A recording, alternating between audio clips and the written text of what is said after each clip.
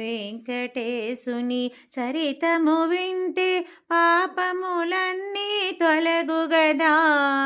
ఏడు కొండలు ఎక్కినంతనే మనసే పరవశమందుగదా. వర్ణ కిరీటము చెక్కగా చేసి నవరత్నాలను పదిగిరిగా ఆకాశరాజే ఆనందముతో శ్రీనివాసుని శిరమును ఉంచే. 5 రోజుల పెండ్లి ముచ్చట్లు సందడిగానే జరిగెనుగా.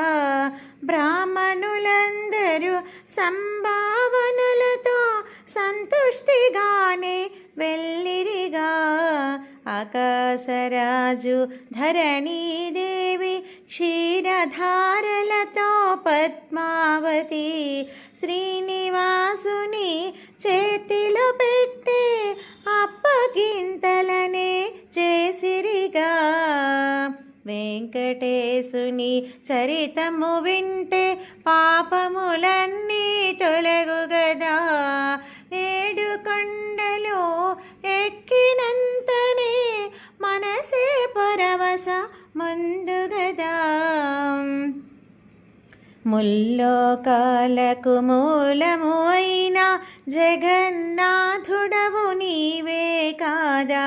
నీ పదములనే కడిగిన మేము ధన్యులమైతిమి శ్రీనివాస. కన్న తీపితో కన్నీరు పెడుతూ పద్మావతినే అప్పగించే బిడ్డను బాగుగా చూడమంటూ వకులాదేవిని కోరినారు. పద్మావతినే కూర్చోపెట్టి తల్లి తండ్రి సూక్తులు తెలిపెను. పాలు నీళ్ళు కలిసినట్టు ఆలు మగలు మెలగాలనిరి. అత్త మాటకు ఎదురు చెప్పకు, మగని మాట దాటవద్దు. నారాయణుడే పతి అయినాడు, ఎంతో పుణ్యము చేసినావు. పసుపు కుంకుమ నిండుగా పెట్టి పద్మావతినే పంపెనుగా. శ్రీనివాసుడే భార్యతో కూడి గరుడ వాహన మెక్కినాడు.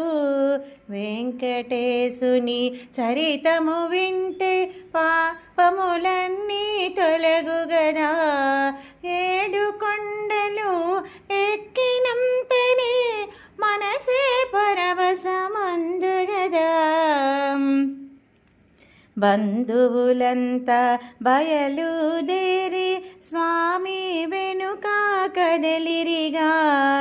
ఆకాశరాజు బిడ్డకు ప్రేమతో సారెను ఘనముగా పంపెనుగా. శ్రీనివాసుడే బయలుదేరగా అగస్త్యమునియే ఎదురు వచ్చి ఆతిథ్యమునే స్వీకరించగా స్వామిని భక్తితో ఆహ్వానించే. భక్తవ శంకర బ్రహ్మదేవులతో శ్రీనివాసుడే ఇటులా పలికే. పద్మావతితో నేను ఇచట 6 మాసములు ఉండతలచితి. శ్రీనివాసుని పలుకులు వింటూ స్వామి వద్ద సెలవు గైకొని బంధుమిత్రులు బయలుదేరి వెడలినారు. అగస్త్యముని ఆశ్రమములో శ్రీనివాసుడే భార్యతో కూడి ఆనందముతో ఉండుట చూచి మునిపల్లంతా మురసిపోయే. వెంకటేశుని చరితము వింటే పాపములన్నీ తొలగుగదా.